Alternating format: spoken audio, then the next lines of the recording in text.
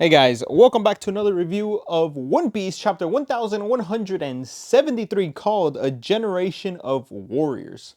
And man, we got I just want to ruin it. We got Brooks upscale this chapter. Sanji,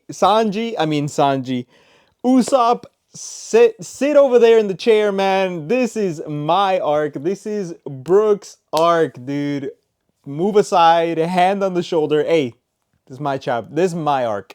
Now let's jump into the chapter. It's so good to see my boy Brook get some action and some relevance. We'll cut to that. We'll talk about it when we get there. And let's go. We are catching up to the pirates. Jarul sees Dory and Brogy in the shape they're in, the form they're in. They can see that they're different. It's unfathomable thinking of you in this form, in this way. And they're ready to take down Jarul, the oldest, the elder, basically. The advisor, the one that would advise with years and years of experience. And the new giant warrior, no, the Dory and Brogy's crew notice Hydruden running over to them. And Zoro has a plan. Of course, the plan is a little simple, but it's a Zoro plan. It's like, hey, I can't get between them. I'm just going to jump over them. So Zoro starts jumping over in between all of them, and he slices all of them out with he calls it a secret technique, the six paths, which is crossing of the six paths, okay. It's, I believe that's a Buddha term, something like that, in a religious term. So he cuts them down. This is the thing, is we don't know if they got lasting damage, but it looks like there's blood coming out. But they should be recovering, even though he looks like he used a ton of haki. I don't know if he's trying to see if he can get out his Conqueror's haki, but we don't have any confirmation just yet. But Dory and Brogy notice Zoro, and he does a skywalk. Is his version of skywalk. Well, not his version, but he's done it against King. He smacks his swords really hard like a whiplash, and he kicks himself away from the air, from between Dory and Brogy, who are swinging full force at them, and they end up cutting each other. Now I wonder if this is going to start up it's not going to do anything, because now they're both aligned in the same goal of taking out Jarul. So they're not going to just start fighting each other like they would the old days, because Imu has the control over them, that they get their goals and minds twisted to be aligned with Imu's. So I don't think that's going to happen, but it seems familiar in that when we first met Dory and Brogy when they were fighting. So he kind of like freaks out because they don't know that they recover. I don't think Gabon actually mentioned that, hey, they actually are endlessly recovering, or at least maybe not these people, but the Holy Knights, yes. But so it looks very damaging. The slices that they went right through the body, right through the neck, and Jarul is just freaking out like, okay, they're dead, right? He doesn't know that they recover. Zoro's like not experienced in this manner, because usually when they it's like anime logic, when they cut, they don't really cut that deep. It's just like surface level cuts. I don't know. But we get the hype of the chapter next. We get Brooks, and it's funny because he never actually got untied. He's literally dragging himself on the ground like a caterpillar, just going across, trying to reach Gunko, just dragging himself like a caterpillar. I thought he was going to be hopping. He's dragging himself, and he sees her, and he yells, "Princess Shuri." Now, I don't know who that is. It's been a long... I got to reread One Piece, and I'd love to do like a recap on every chapter from an old viewer, from an old, long-standing fan, on all of it. That's going to be way down the line. He calls out, so we know Princess Shuri is Gunko's original name, or yes, we'll see, because he mentions, and he actually describes her, which is pretty cool. So we know she has blue hair. So he describes her, but he says it's impossible that you're alive, because the original Princess Shuri would be 80 years old right now. But we know, with her being a Holy Knight, and they're tied to the Holy Knights, so he knows about the Holy Knights. He knows that even the father potentially could have been a Holy Knight. Like, somebody in her family could have been a Holy Knight. and he knows a lot of info. Brooks knows so much info. It's just mind-boggling that he describes her, because he says she'd be 80 years old, but the mismatched eyes, the blue hair, the features, and the connection to the Holy Land. So he knows about the Holy Land. He knows there's holy knights, and they're fond of his music. So Brooks is very old. Like, we know Brooks is very old, and he's always been playing music. And we have that flashback of him remembering this child, which is basically her. It would be the kid. It would be 80 years old. This person would be, this kid is all grown up now. It'd be a long time. And it's just funny because it caught me off guard when he says, I thought it was gonna be like, I didn't think you'd still be alive. Oh, I've been wanting to say this, or I thought it was gonna be heartwarming or something good like that. And he says, and he says the best line that just 180s my view real quick. I had hoped I'd go the rest of my life without ever having to think about you again. So I'm like, yo, that's a great twist on the always the heartwarming. Although I still think it's gonna be like she turns out to be a good person because of what she does next. But Brooks actually having a distaste, like a bad sour like taste about having to see this person again, and he just needs to confirm something. He needs to just know and take care of business. He has to take care of business because apparently she killed the man who he owed everything to.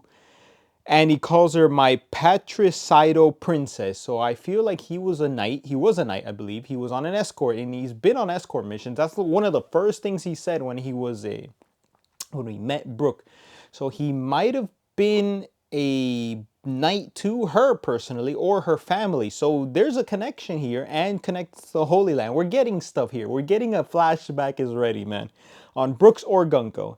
And we see that Gunko is being heavily influenced like Harold. So even though she's in this form, it doesn't look like it's Emu directly connected and like controlling her.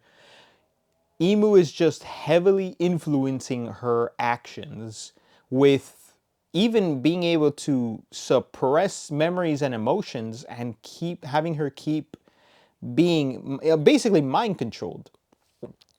But when Emu summoned the book, like, it's hard because there's a moment where this person Gunko summons the book and uses Dami Reversi. Were they Emu in that instance? I think it was Emu because Emu uses Dami Reversi. I don't think Gunko right now, under heavy influence of Emu with the wings and everything, can use Dami Reversi. I don't know. It's very tricky trying to measure up these powers, because right now I don't think it's basically Harold right now. This is the version of Harold. Same thing. And let me see. So she gets a little bit of control back through the power of friendship. So we're gonna have power of friendship now, and undoes the wrapping on Brooke. Brooke gets out, still stuck on one leg, but Emu suppresses the memory that she brings up of Brooke, and she mentions, "You need to get away, Brooke." And so Brooke's confused.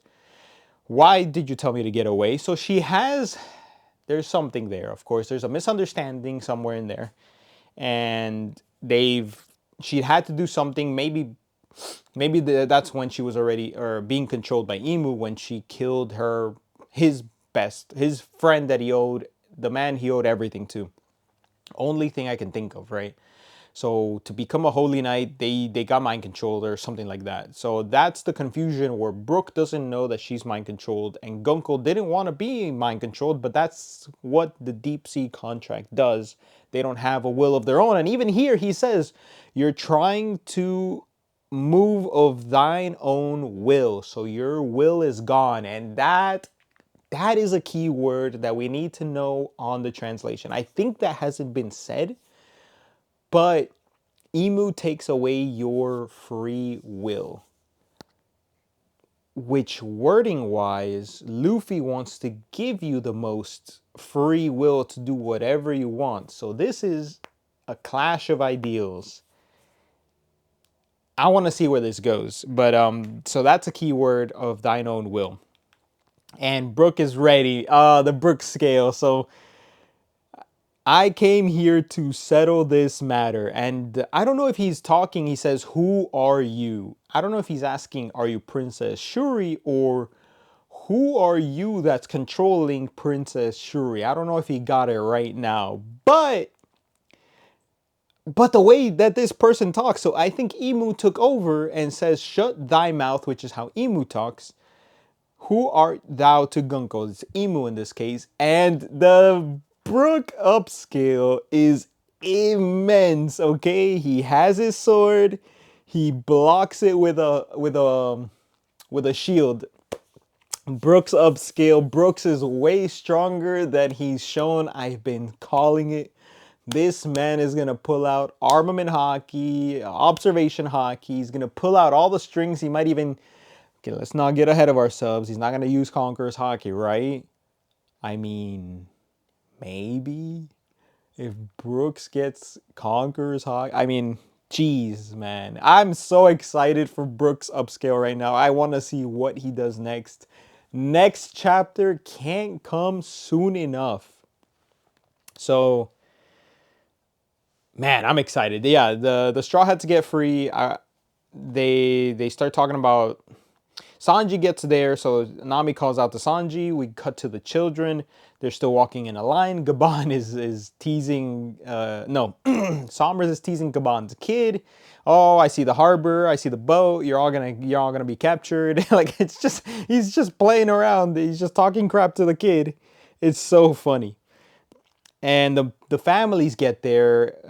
Colin's mother's there. The adults are there. They're actually strong. So the kids see that as this nightmare monster crashes down, attacking them, they notice that the family and the mother and they're a family, a generation of warriors, as they said.